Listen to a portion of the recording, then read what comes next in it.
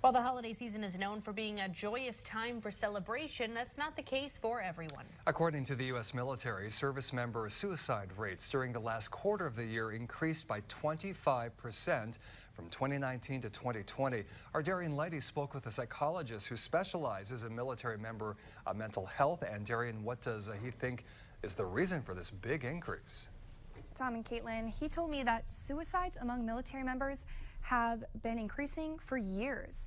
The increase from 2019 to 2020 can, like most things, be attributed to the pandemic when many were stuck in isolation. But this year, there's one place in Rochester that's making sure no service members have to be alone this Christmas.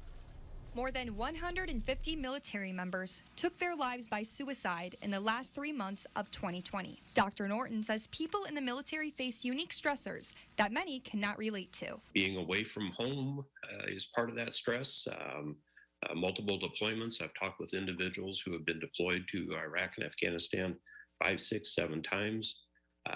That just all adds to a great deal of stress. The circumstances of the COVID-19 pandemic may have added or exacerbated these stressors service members experience. Being isolated, being at home, dealing with COVID, the restrictions in society, all that has had a fairly significant negative impact, unfortunately. And while suicide among military members increased all throughout 2020, the highest number of deaths occurred during the holidays, proving it can be a difficult time for some. When you're already depressed, you're already isolated, you see all these things around you, and that just unfortunately can make you feel worse because that's not what your life experience is. This can lead to many comparing their holiday feelings to others, which may make depressive and suicidal feelings even stronger. One way to prevent these feelings is to avoid isolation and embrace community. And this Christmas, that's exactly what the VFW in Rochester is doing. For the community, we're community oriented. Why not open up and offer that